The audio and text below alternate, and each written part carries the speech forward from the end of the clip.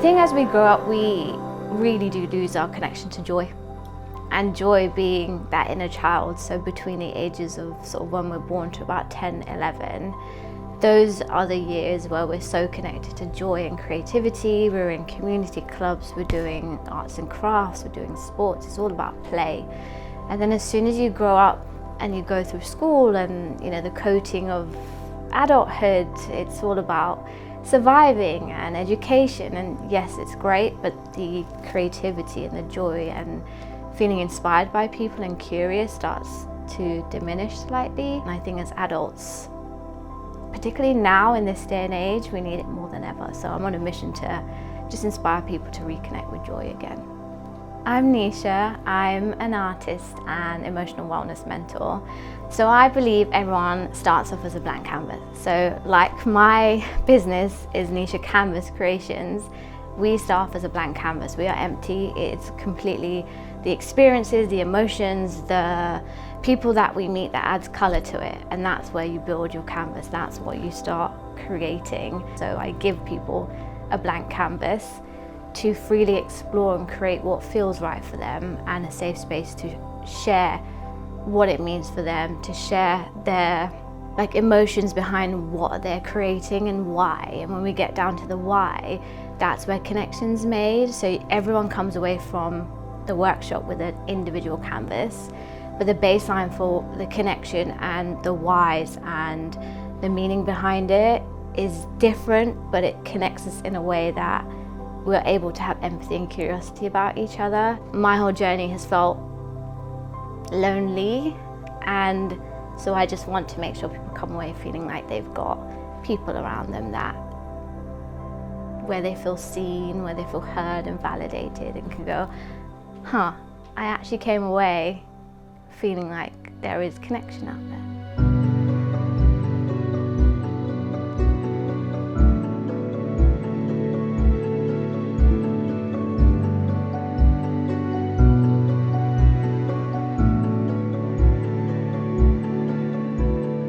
Your story is really interesting because of how it started. Like, you didn't just one day wake up and be like, yeah, I'm going to get out there and get out of doing this. Like, it comes from a very personal experience. Do you want to talk about that a little bit? Tell us what happened and how we got here today. If I'm being completely honest, it was suicide. I was suicidal a few years ago, and that was an accumulation of feeling alone, feeling I wasn't equipped well enough to deal with a lot of my emotions. I was bullied a lot. I was picked on for the way I looked, my skin color. I was almost like the misfit everywhere. And so I never had a sense of belonging.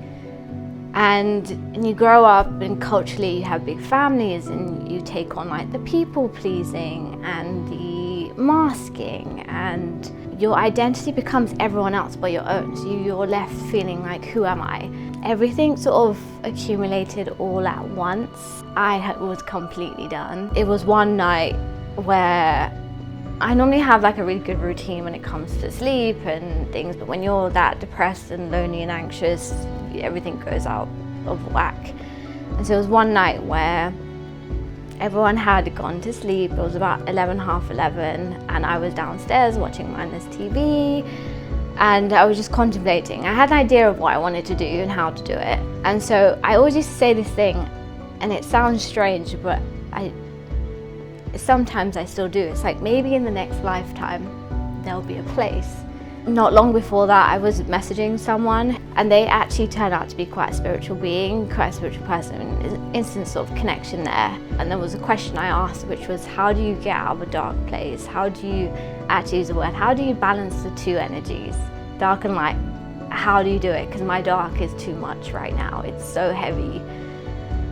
And they didn't say anything in return. They just sent me this guided meditation link. And I was at a point where I had nothing to lose but to click on it and be curious. I was like, there must be something to this. The next day, something in me was really drawn to painting. And I remember growing up, it was always me wanting to paint, and there was all these watercolors and newspaper on the table because, you know, mom didn't want a mess. and it was paper. So I would paint these random scenic paintings with watercolor and newspaper everywhere. And I just did the same thing. I grabbed what I had, paper at the time, and this unopened pack of acrylic paint. The creative piece of art that I did, which was the Buddha, was the first time I reconnected back to myself again.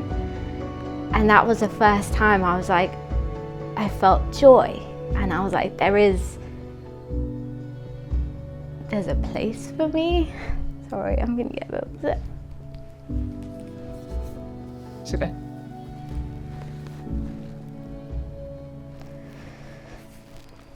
Sorry.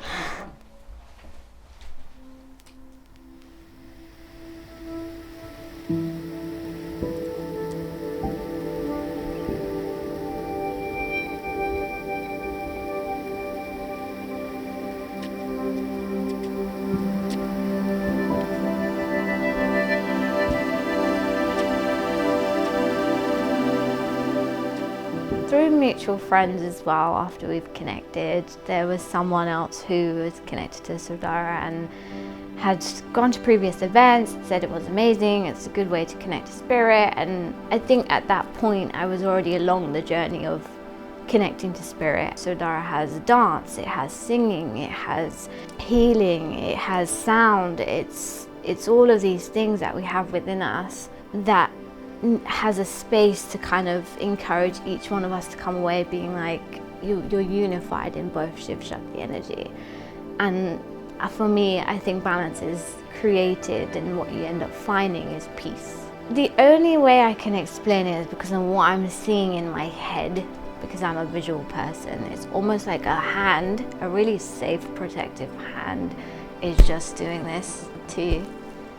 And it's like when you get a hug from someone that you feel completely safe with, and it's like saying, I'm okay, it's, you can breathe, you are protected, you are guided in the right way. It just feels like a strong hand, just like that compression, like really, it's so hard to explain, but that's what I feel. And you just go, I'm safe, I'm okay. It just takes you to a whole different plane, which is what Sudara does. It's those, they say, I think 7 different planes, 7 being the highest one. It's spiritual, it's up there, it's universal. And when we say Om Namah Shivaya, Om is the universal energy, and internally those frequency in the waves, it changes our chemical internal like field, and we start actually being just energy, and how we transmute that energy in movement and flow and laughter and joy and creativity. I think when the music hits, it comes out in those forms, and I think Sudara does it brilliantly. And that, for me personally, when the music hits, I think of Shiv Shakti, and then I think of